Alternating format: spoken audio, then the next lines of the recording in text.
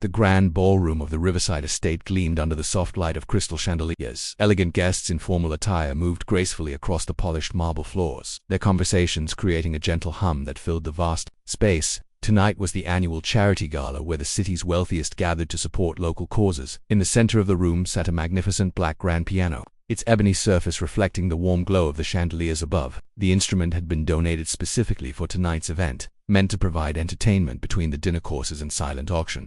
Robert Harrison stood near the piano, adjusting his navy blue suit jacket as he surveyed the crowd. As one of the city's most successful real estate developers, Robert was accustomed to being the center of attention at these events. His sharp features and confident demeanor commanded respect, though some whispered that his wealth had made him arrogant over the years. The evening had been proceeding smoothly until an unexpected interruption occurred. A small figure had somehow wandered into the exclusive event, a little girl, no more than 6 years old, with golden curls that caught the light as she moved.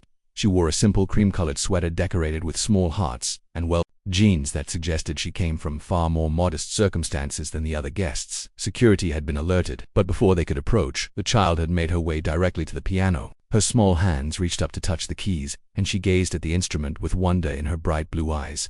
"Excuse me, little one," Robert called out, his voice carrying across the nearby conversations. "This isn't a playground. The piano was worth more than most people's cars." The child turned to look at him, her expression serious but unafraid. "I know how to play," she said softly, her voice barely audible above the ambient noise of the gala. Several guests had begun to notice. With the commotion forming a loose circle around the piano, Robert felt their eyes upon him and decided to handle the situation with what he considered appropriate authority. "Oh, you know how to play," he said, his tone carrying a hint of mockery.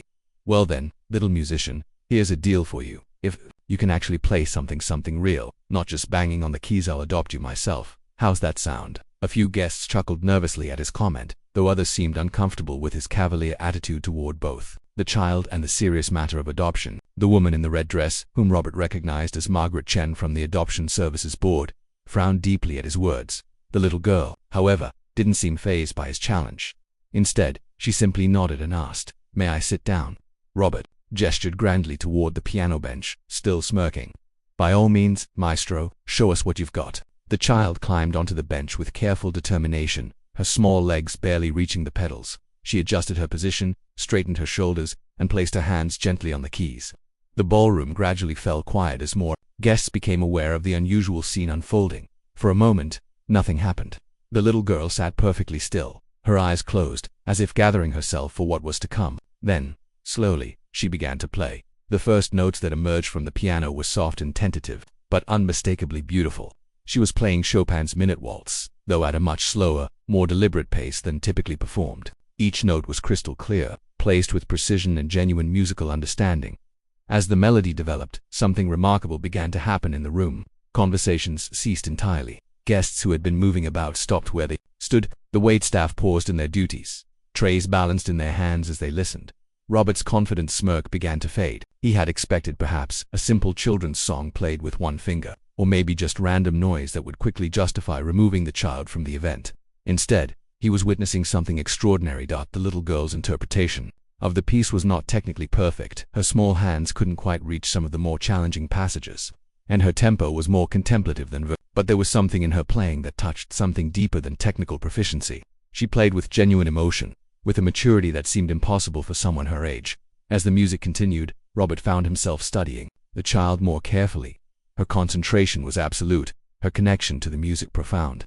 This wasn't just a party trick or a moment of lucky finger placement. This child was truly musical, truly gifted.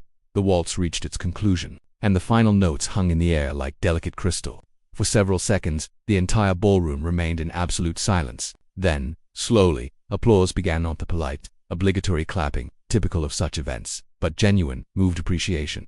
Robert looked around at the faces of his peers. Margaret Chen had tears in her eyes. The elderly judge, Harold Whitman, was nodding with obvious respect. Even the usually stoic banker, Thomas Mitchell, appeared genuinely moved. The little girl slipped down from the bench and stood quietly beside the piano, her hands clasped in front of her. She looked up at Robert with those same serious blue eyes. Waiting, Robert found that his throat had become tight.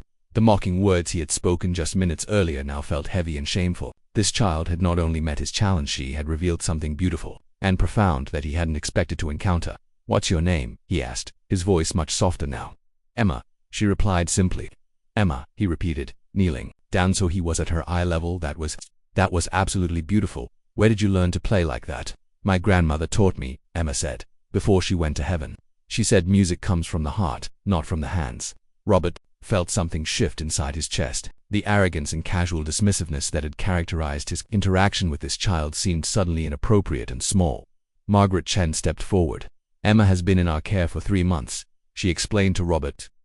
They've been looking for the right family for her, someone who would appreciate her special gifts. Robert looked back at Emma, who continued to watch him with patient, intelligent eyes.